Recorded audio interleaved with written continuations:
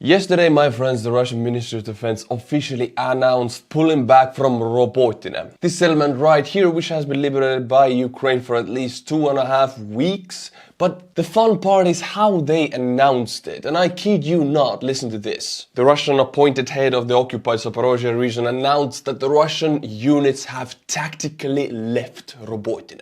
Tactically left. You know this guy, right? This guy usually gives the 5,000 Ukrainian planes destroyed numbers. Russian troops retreat victoriously. Ukrainian army runs after them in panic. This is exactly the vibe I'm getting from it. But actually, in this video, all jokes aside, we're going over detailedly what is going on south of Robotyne, what is Ukrainian army up against with all its ugliness. I'm not gonna sugarcoat anything. Yesterday there was a huge battle on the hills for the Russian positions of southern areas of Robotyne, right in between of Robotyne and Novoprakopivka. You can see these Russian positions and these orange lines on this map. Are these positions? I'm going to show you the trench lines. Forgive me for the quality of these satellite photos, but this is the trench line system right in between of those two settlements, and last night a heavy battle happened right in these trenches. This is another look, a horrible satellite photo of this very same trench line. This is what Ukraine is charging right now. And I'll tell you the story of the battle. We already know it. First of all, Russia has brought in new units to fortify the Verbove direction right here. The unit that arrived a few days ago is the 387th Motor Rifle Regiment. It's located right here south of Verbove, and they are one of the newer Russian formed units, which means they are first on the priority when other units are taking huge losses. This unit will be dismantled and the manpower and equipment used to replenish other units. These newly formulated units will be formulated as long as they're necessary, and then they will be dissipated among other units. So Russia bringing in reinforcements into this area shows us that they see the threat of Ukrainian onslaught on this battlefield. But now the battle of the Novoprakopivka hill, let's call it that. This hill right in between of those two settlements. On the Ukrainian side we have the 47th Brigade right here, which last confirmed location actually was on this hill, on these Russian positions, which are now actually Ukrainian liberated positions. But how did it come to that? Well, after a heavy artillery barrage, the artillery units are a few clicks back. They heavily bombard this area, this Russian position right here on this hill. Immediately after the bombardment ends, 47th Brigade fighters drive very close to the positions, as we know the Ukrainians have done before in the Kharkiv. They dismount, they immediately jump into the trench lines with small mobile groups of men, 3-4 at a time, carrying minimal losses because it's very quick and fast, and Russians still keep their head down because the shells are still landing. Boom, the Ukrainians are in the trench line. Now the fighting hand to hand or meter to meter, trench to trench starts. They slowly push out the Russians and clear the trench lines on both sides, clear the positions, and boom, voila, they have liberated this trench area, these Russian infantry fighting positions. Now this here is a hill. It is looking down into this valley, which is Verbove is right here. It's looking down onto Verbove Valley. Russian commanders from this location reported yesterday that the biggest issue is artillery. Ukrainian and Russian artillery. Ukrainian artillery is incredibly effective. Then Russian counter-battery artillery starts bombarding them back.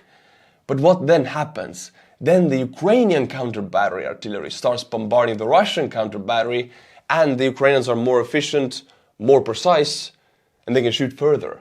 So this battle is won by the Ukrainians in the south. In the east it's a completely different story, but in the south, especially in this area, Ukrainians have the artillery superiority. I now have to focus that on a very small frontal area. Yes, Ukrainians do have the artillery superiority, not on the whole front. So they silence the Russian counter-battery artillery, they destroy the pieces. Russians will bring more artillery pieces, T-30s, but it will take time. So for the next 24 hours, Russians don't have artillery support. Their units have to fight to the death or pull back. They have done both.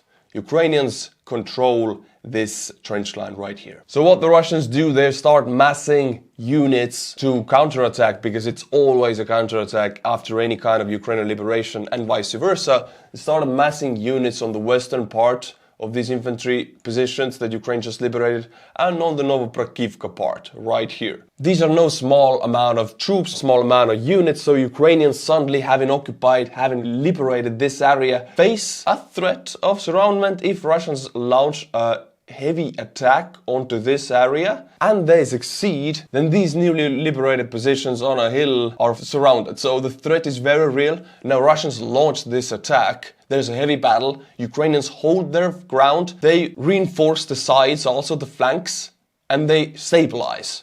And now this trench line is partially or fully under Ukrainian control, and supposedly, I mean, we don't know if the location is confirmed, but the first Challenger tank found its end on this battle. This is unconfirmed information. If somebody says they know exactly where the Challenger was destroyed, then no, it is not confirmed. But supposedly, yeah, this is the first burning Challenger, and on one of Russia's counterattacks, this Challenger was destroyed. Again, no surprise there. Armor will be destroyed. It doesn't matter if it's Abrams, Challenger or Leopard. Against an onslaught of RPGs or a wire-guided Russian anti-tank missile, it is just a piece of metal that will be destroyed the same way. Let's very quickly go over the Russian issues of the southern front, and Russian commanders have stated that mostly it's a problem of logistics. Ukrainian artillery is more effective on the front, and the rail network, I mean, Russia is army of rail, their logistic is usually rail logistic. It comes from Crimea to Melitopol. From here, it has to be truck logistics. These trucks will drive to Berdyansk or straight to the front. Now, the southern eastern part gets their logistic, because rail doesn't work from the Russian side, from Russian land corridor through Mariupol. They get their logistics from truck-based. It's truck-driven logistics that goes from Taganrog to Mariupol, then to the front. Now it's a very long road like that, and Ukrainians are haunting Russian soft targets, which is Russian trucks, civilian and military, with kamikaze drones very effectively. If we go through Russian losses and you see trucks and fuel tanks, well, it's logistics trucks. One hit to the engine unit, the stock in the back is fine, but the engine is gone, and boom, you have a logistical issue. The issue with these trucks is that they drive so much that tires go bald. They lose the pattern of the tires. So when it's raining, most of these trucks have bald tires now. There's a lot of accidents on this very long road to the front through Mariupol. And these accidents means that these vital supplies on the back of the truck that troops on the front line are dependent on, they need them in the next 3 hours. These supplies are destroyed in the accident, or it's a delay of a few days. It's very bad. The rail doesn't work, and the trucks have bald tires, and they're high-value targets for Ukrainian kamikaze drones. And boom, you have a huge logistical issue for the Russian Southern Army Group of occupied Ukraine. Now, if we're talking about movements of Russian troops around the fronts, then 95th Motor Rifle Regiment has been moved next to Oleshki on the Kherson front, if you can call it that. Why is it important that we keep an eye on Russian units' deployment and redeployment? Because they deploy them to areas they think is the most dangerous or necessary for troops to get deployed to. So Russians think this bridgehead over the Kherson River, the Dnieper River, is dangerous enough to deploy forces away from the southern front or the eastern front. Now, Ukrainians don't show any kind of plans of expanding this bridgehead or turning it into anything else, but it is enough to get Russian forces and attention away from the southern front. This is how much this bridgehead is doing with minimal Ukrainian effort. I mean, there's possibly 1 to 2 few companies here only, and entire regiments will be deployed by Russia. So this bridgehead, I would call it a diversion operation by the Ukrainians, is incredibly effective by just being there. 95th Motor Rifle Regiment deployed into the area, forces taken away from other fronts. My friends, now let's go through the losses of the Russian army of the last 24 hours, and I'll start with the vehicles and fuel tanks, because this is what I just talked about. Southern logistical issues of the Russian army, most of it is truck logistics with bald tires, driving day and night long roads. When it's raining, and it does, they can drive 40 kilometers per hour, which is like 20 miles, 30 miles. Otherwise, they will slip, they will fall off the roads, there will be delays. 27 vehicles and fuel tanks destroyed in the past 24 hours. And this number is always like that. So trucks are a huge deficit in the Russian army. 610 liquidated personnel, 9 tanks, 21 armored personnel vehicles, 37 artillery systems, which again ties into the Russian counter-battery fire, which then triggers the Ukrainian counter-battery fire on the, let's say, Verbova battle. And the Ukrainian counter-battery shoots further, more precise, more accurately. They have the Western precision, so they take out the Russian artillery systems, achieving artillery superiority, leaving Russian units without artillery support, making it able for Ukrainian units to strike and make the Russians run away or fight to the death because they don't have support. I hope I make some sense here. For me, I do. Then 5 MLRS, 1 anti-aircraft warfare system, 22 UAVs, 8 cruise missiles and 7 special equipment. I want to share something cute. This is a Ukrainian soldier seeing his Doggo for a very long time, and the Doggo is so happy, so damn happy. I mean, look at it. My God.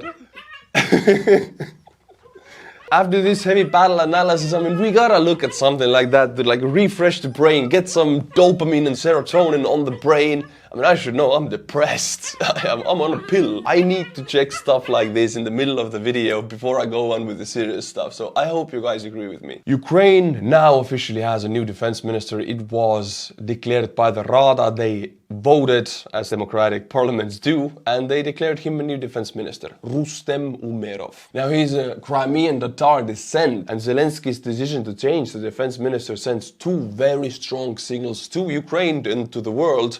First of all, the fight against corruption has gotten in new gears, new levels. Reznikov, the last defense minister, was a personal friend of Zelensky. It don't matter you're a friend or not.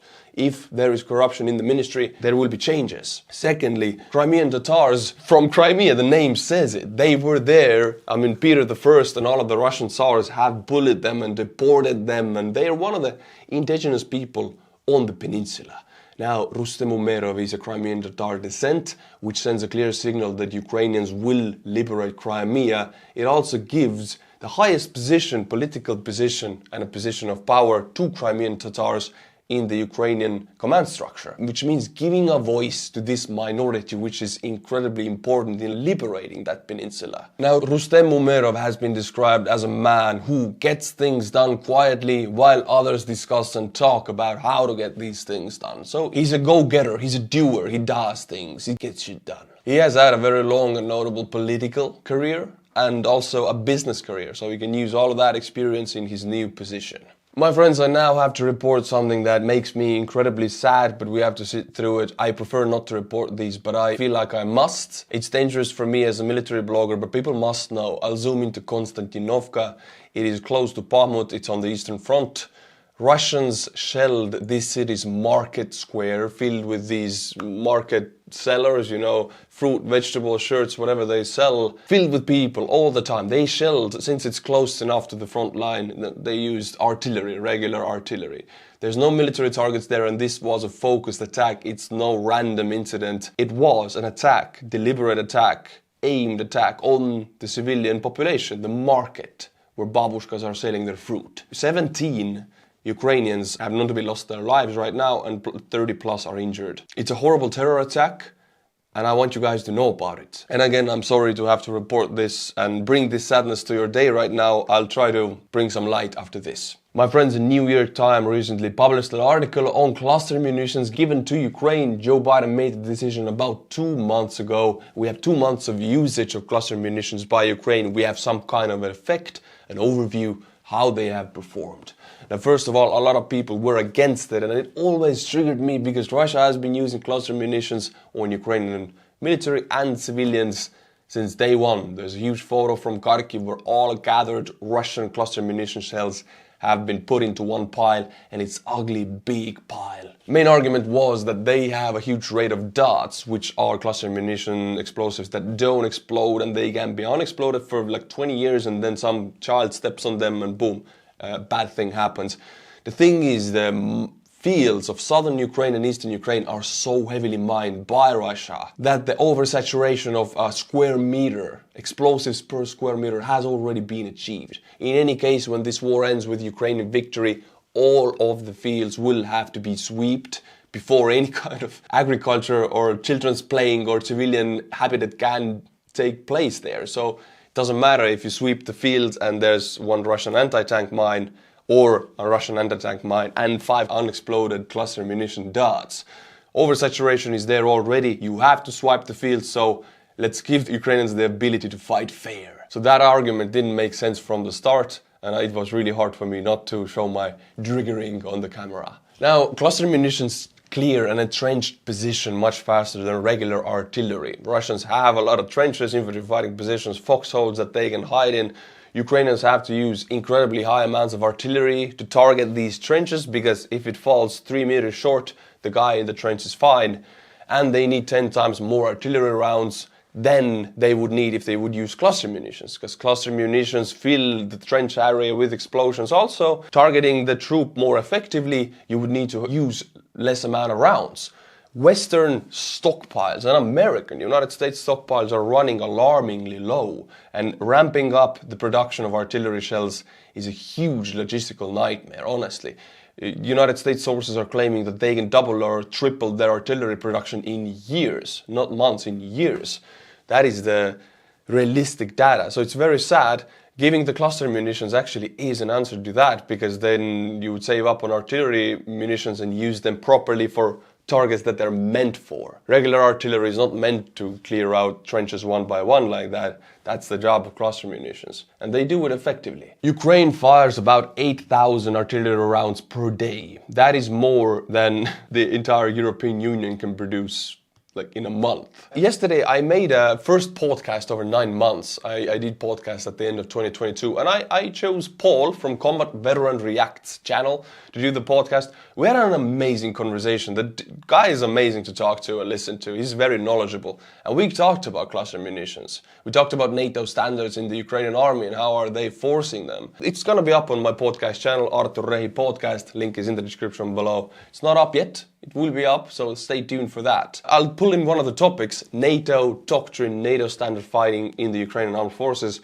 Western commanders have accused Ukraine of not using NATO Doctrine. Ukraine is using infantry onslaughts, a lot of infantry, less armor, no air power and no artillery superiority as the NATO standard necessitates, because they don't have the capability for it. I mean, we expect Ukraine to fight according to NATO standards and the training, but NATO standards require insane air superiority and artillery superiority. When they don't have artillery munitions and they don't have the F-16s, they're in a boxing ring with one hand behind the back. How can we expect them to fight? So when they have such limitations and disabilities in the army, they have to improvise, adapt and overcome. And this is what they're doing with their infantry and with their new tactics, which we don't approve as NATO militaries. I say we ought to learn from them. Ukraine is doing what they can with what they have. We haven't given them enough to expect them to fight fully under NATO doctrine. This is my take on it, at least. Prigozhin is gone, but he's back to haunt us from the other side through stories. Now some of his soldiers, some of his subordinates have opened their mouth and speak about the atrocities he has committed or he has ordered them to do.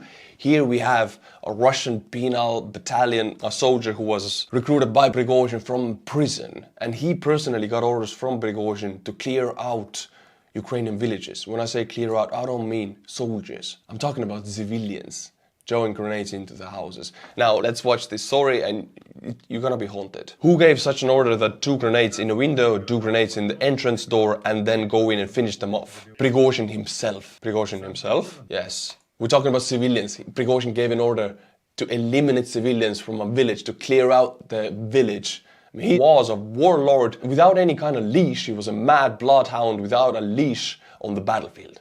And this is how he used the power. And what happened after you were given this command and sent to mop up the village and shot from the drone? What happened in the village? The mop up I did, so I killed a lot of people, yes. Just to admit it, like, it's eerie for me. It's, We're talking about, we're not talking about soldiers. And how many of the elderly adults and children were, oh my God. We reached the 5-story building, like, well, at least 40 people. At least 40 people. This is admitting on camera, fighting under the orders and the support of Russian Ministry of Defense to Prigozhin, who then gave the power for this guy to do it. This is what Russia endorses. Whole 5-story building, 40 people inside. Oh my. I promised this video to go light and it goes even darker. I'm sorry. Tomorrow is gonna be a happy video. Oh my God. You can know where this guy is going when he dies. You can know where Prigozhin is when, like, right now, he's in the deepest parts of hell and this guy is joining him. My friends, I need something light. I need something that doesn't mean that much. So we're gonna watch Ukrainian Foreign Ministry and Anthony Blinken visit a McDonald's together and talk about their student life. It just happened yesterday and I need it after such a heavy report. Let's watch what they talk about when they eat French fries. So weird. Cheat meal. I gotta say, I love McDonald's. Don't hate on me. It's different in Estonia. I love it. It's one of my favorite places to go when it's a cheat day or whatever. Look, I work out. I try to watch what I eat. But if I choose junk, I choose McDonald's. Kuleba's student story now. What? A crazy weed or drinking what? Hangover food. Oh, very rare. Every day you're Ukrainian. Come on. Yeah. My favorite, you know, I go to McDonald's. Double cheeseburger, big meal. Not triple cheeseburger. We have that also in Estonia. A double cheeseburger, huge meal, and then another like Big Mac burger or something. I don't know, maybe 1,500 calories or maybe more, but I'm a huge dude. I'm 6'4", I weigh over 200 pounds. I need that stuff. Big Coke, yeah. Hangover breakfast.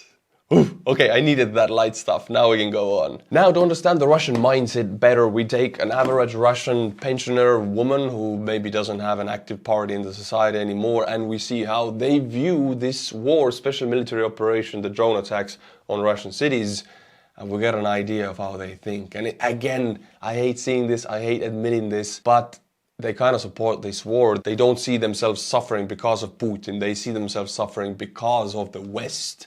Because Putin's propaganda machine has unfortunately been so effective. How would you assess the current economic situation? Well, I think in my family it's fine. I support the president completely from the start to finish, and I support the special military operation that he started. Of course, it's hard. We just watched Prigozhin's order to the prisoner from Russia, which was released by Putin's order under Prigozhin to eliminate 40 Ukrainian civilians, just send them to afterlife, send them to other world, just go and empty this building. And this woman here supports it. I want to give like perspective what we're actually seeing here. So you think the special military operation is justified? We need it? I think so. We don't want to have a war here, and we're right next door, by the way.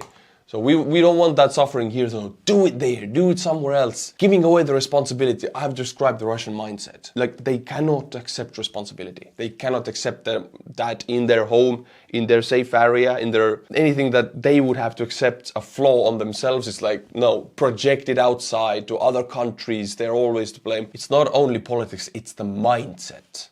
It's deep in, it's like worms in the brain. You cannot just change that with a decade or with a generation. That takes generations, plural. Do you think that if we end the special military operation, someone will come here and conquer us? Like come here, right here? I wouldn't want that to happen. That's why we are at war. This person actually believes it. We have to fight our enemy, our neighbors, otherwise they will just come and take us. Nobody wants to occupy Russia, nobody. I'm in Estonia, we have Latvia, we have Lithuania, Finland, we have Poland, Ukraine. None of these countries, without this war even, wouldn't even think of going and occupying Russian territory. It's not even on the table. Do you think there's any danger of someone doing that? Because, for example, as far as I know, no one in Ukraine declared that they would attack Yeisk city in Russia. Yes, what are you saying?